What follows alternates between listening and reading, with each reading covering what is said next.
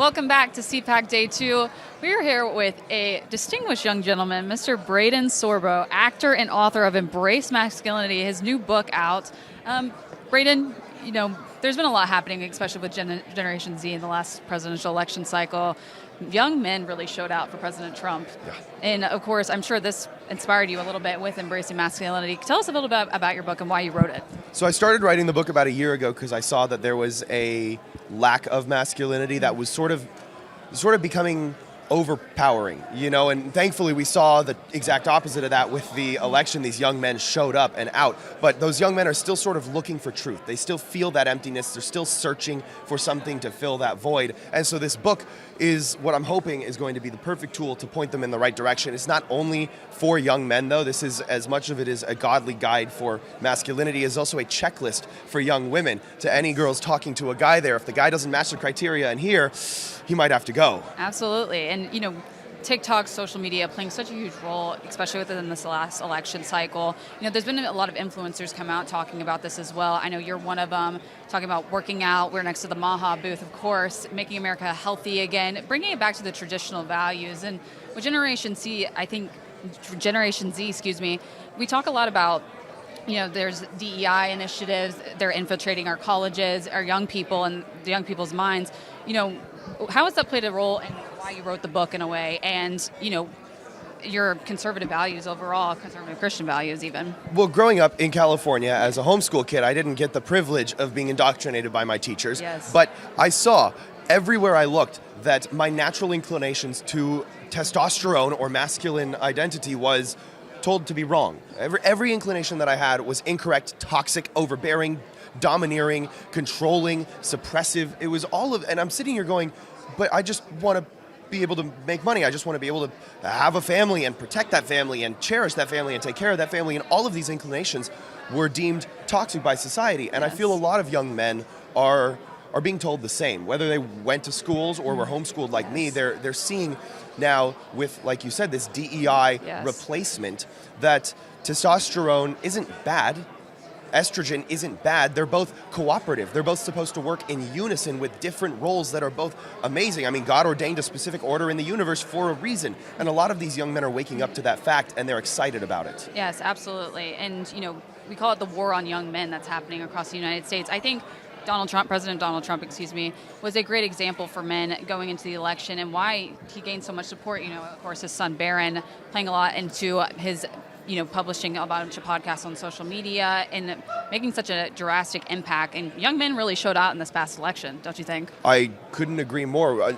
I wish that the young women showed out in the same Yes. level, right? Unfortunately, they're still searching in the same way that the young men are. Yes. And I'm really looking forward to seeing this next change as the midterms come up, with the young women hopefully following suit. But the young men, I am beyond proud of. And we can only attribute that to the woke, crazy left pushing them so far away that they had nowhere to turn but back to Donald Trump conservative and traditional values. Absolutely, and with the indoctrination, especially within schools specifically, I know you said you were homeschooled, but it comes down to parenting as well, having great parents and great father figures for our young men. And Jack Brewer was one of the speakers this morning that spoke a lot about this and the impact on black men specifically in prisons and fatherlessness in the household specifically. So it's an epidemic, unfortunately. Without a doubt. Yeah, absolutely. And so I also wanted to get your opinion on this. I was a former athlete myself, and we just saw President Trump sign the Keeping Men Out of Women's Sports Act a few days ago, actually. But Yeah. we actually had a transgender track athlete in Maine, actually, that is still able to practice with women's teams. And President Trump actually, I think minutes ago at a press conference, called out the governor of Maine. Are you going to, support federal law to stop this from happening? We are the federal law. You need to align with that, basically. So I wanted to get your thoughts on that and him calling her out as well, and just overall the men and women's sports issue. Yeah, I'm not sure if this is the same one, but I just saw a male pole vaulter Yes. at a track and field who just took first place with an abysmal vault for what the men's division would normally be doing. And it's absurd. I get so tired of explaining basic biology with XX and XY chromosomes to people that it's mundane. It's monotonous at this point. It's just disappointing. But unfortunately, that's what we have to do. And thankfully, with President Trump's, was it Title IX, right? Yes. With the Title IX being signed, we're going to finally, hopefully, see that revision, because I know personally young women who have been outcast and displaced because of males being in their sport and dominating it, because obviously. Right. Yes, and I mean, it takes women stepping up first, but, President Trump making that decision and signing that executive order and continuing to stand up for women, such a huge part. And going back to masculinity, that's what makes a true man, in my opinion, as well. Also wanted to get your opinion on same issue, but the NCAA also is not defining what sex is, and like you were saying, we're switching back and forth between these definitions, and you were saying estrogen, and basically the hormones play a factor in each other. They're different, but they work interactively. So wanted to get your thoughts on that as well.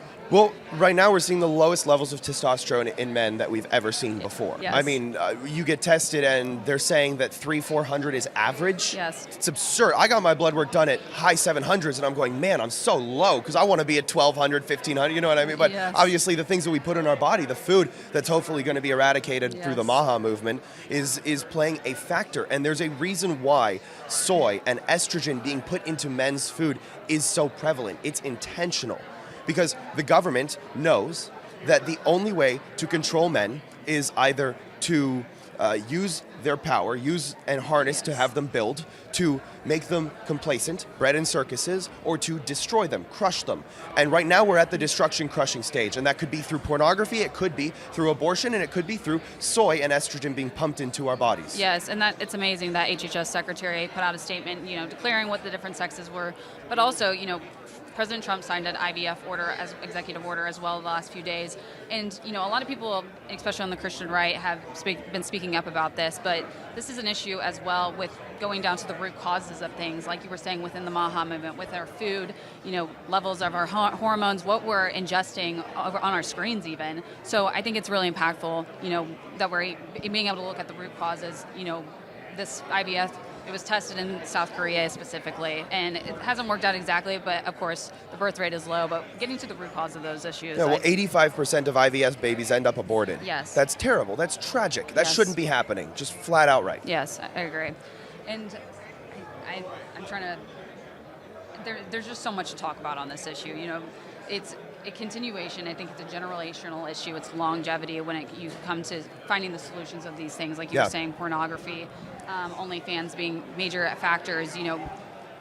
What are some of the things you found with your peers specifically that you would, I guess, suggest why to read this book specifically? Well, specifically, like you mentioned, the pornography issue, it is the most prevalent it's ever been. Young men today have a harder battle in terms of lust than any generation before us, ever. Mm-hmm. I have on my phone access at my fingertips more than what kings could ever dream of. Yes.